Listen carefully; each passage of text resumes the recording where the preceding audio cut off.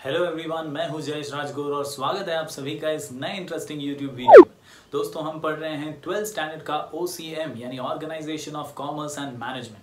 आज हम पढ़ने जा रहे हैं chapter number 1, principles of management. जी हाँ दोस्तों, पिछले वीडियो में हमने पढ़ा था nature of principles of management. हमने देखा प्रिंसिपल्स ऑफ मैनेजमेंट किस तरह से हेल्प करते हैं मैनेजरियल डिसीजन मेकिंग में, किस तरह से वो हेल्पफुल रहते हैं ऑर्गेनाइजेशन में अपने गोल्स को अचीव करने के लिए। तो दोस्तों, उसी कड़ी में आज हम पढ़ेंगे एक और आंसर। क्वेश्चन का नाम है इंपॉर्टेंस और significance of principles of management. जी हाँ दोस्तों, it is a very important answer जो हमें और गहराई से ये समझाएगा कि प्रिंसिपल्स ऑफ मैनेजमेंट क्यों वाकई में उपयोगी हैं और किस तरह से वो मदद करते हैं गोल्स को अचीव करने में, ऑर्गेनाइजेशन को सफलता की सीढ़ियां चढ़ाने में। तो आज का क्वेश्चन है इंपॉर्टेंस और significance of principles of management. दोस्तों, पिछले वीडियो में हमने देखा कि principles of management universally accepted है, साथ ही साथ उनका नेचर फ्लेक्सिबल है, वो कहीं पे भी किसी भी सिचुएशन में अप्लाई किए जा सकते हैं। साथ ही साथ scale of organization doesn't matter, organization का साइज छोटा हो या स्केल ऑफ प्रोडक्शन बड़ा हो या छोटा, किसी भी ऑर्गेनाइजेशन के लिए ये प्रिंसिपल्स बहुत उपयोगी साबित होते हैं। हमने ये भी देखा कि ये जनरल गाइडलाइंस हैं और ये बहुत उपयोगी हैं बिजनेस, नॉन बिजनेस या सोशल लाइफ में सफलता पाने के लिए।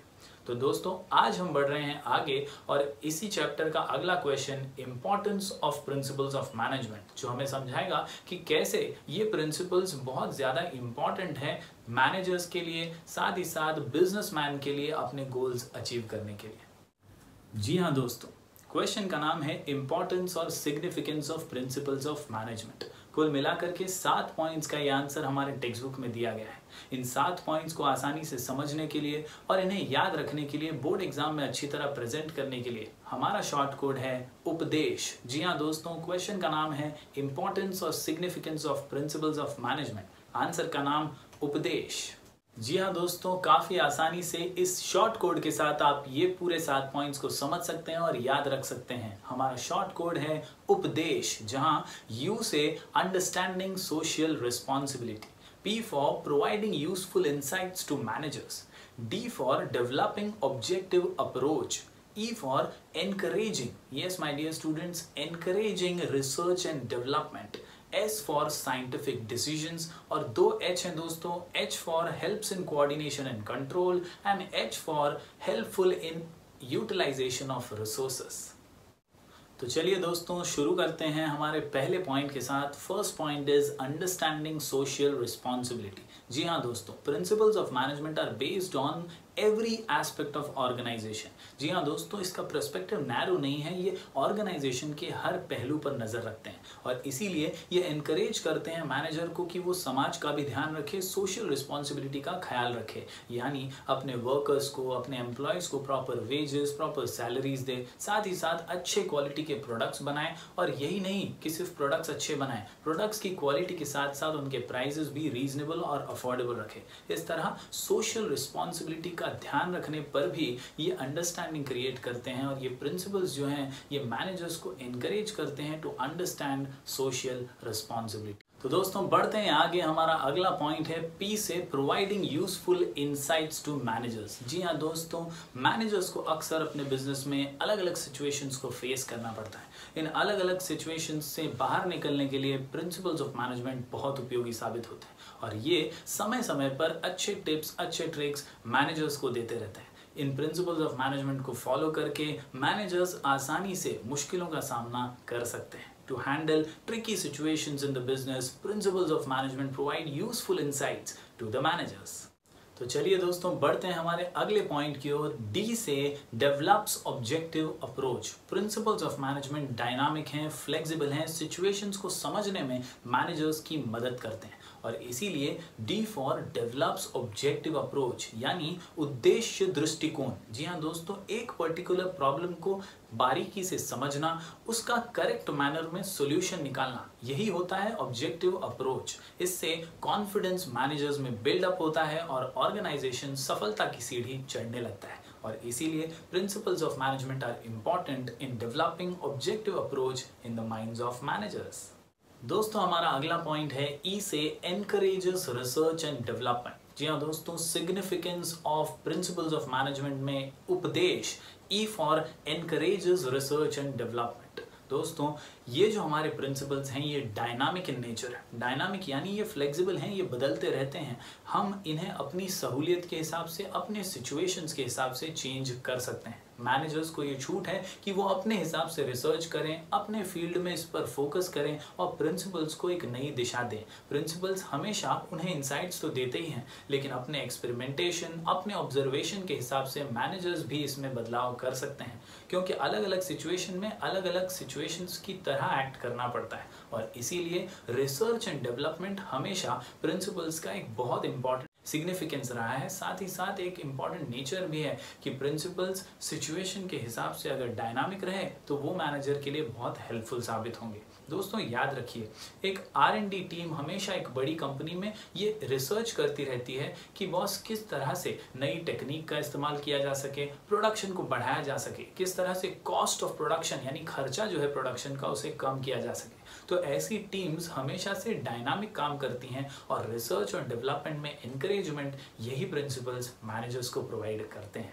इस प्रकार significance of principle of management बहुत ज़्यादा एनकरेजिंग है और मैनेजर्स को रिसर्च और डेवलपमेंट करने में मदद करते हैं।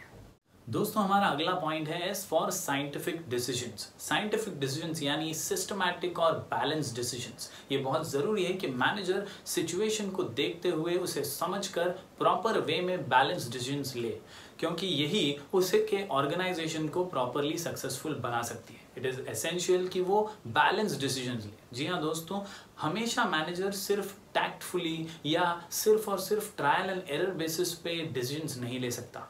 उसे ये प्रिंसिपल्स मदद करते हैं कि वो सिचुएशन को समझे, साथ ही साथ उसके एक्शन से क्या रिजल्ट होगा उसे भी पहचाने और उस हिसाब से सही डिसीजंस ले।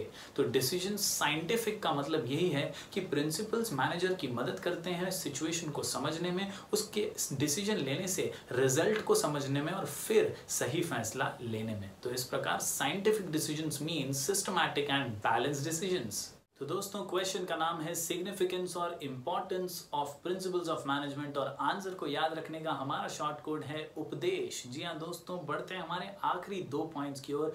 H for helpful in coordinating and controlling, यानी कोऑर्डिनेशन और कंट्रोल क्रिएट करने में ये प्रिंसिपल्स बहुत उपयोगी होते हैं। जी हाँ दोस्तों, बड़ी कंपनी में, बड़े ऑर्गेनाइजेशन में कई बार अलग अलग डिपार्टमेंट्स होते हैं और अलग अलग डिपार्टमेंट्स में अलग अलग एम्प्लॉयज़ काम करते हैं। कौन सा एम्प्लॉय क्या कर रहा है ये समझना भी मैनेजर्स के लिए बहुत इंपॉर्टेंट होता है। कई बार परचेज डिपार्टमेंट, सेल्स डिपार्टमेंट, कई बार रिसिप्ट डिपार्टमेंट, पेमेंट्स डिपार्टमेंट, ऐसे अलग अलग डिपार्टमेंट ऑर्गेनाइजेशन में होते हैं। इनका आपस में तालमेल होना, कोऑर्डिनेशन होना बहुत ज़रूरी है और प्रिंसिपल्स ऑफ मैनेजमेंट यही तालमेल बिठाने में बहुत ज़रूरी और अहम रोल प्ले करते हैं।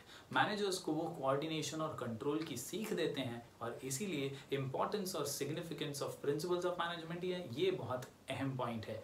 Helpful in creating coordination and control in the organisation.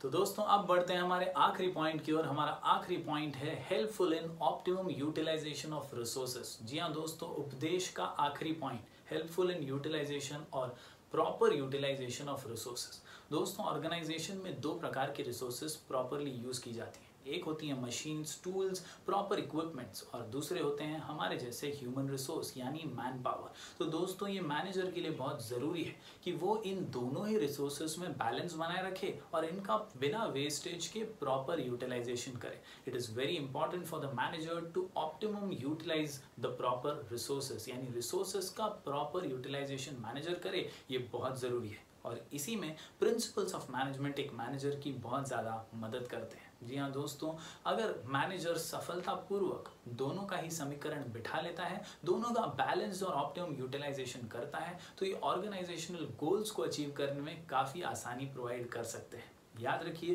Principles of management बहुत उपयोगी हैं एक मैनेजर को समझाने में कि किस तरह से वो यूटिलाइजेशन ऑफ रिसोर्सेज करे और बिना वेस्टेज के रिसोर्सेज का पूरा इस्तेमाल करे।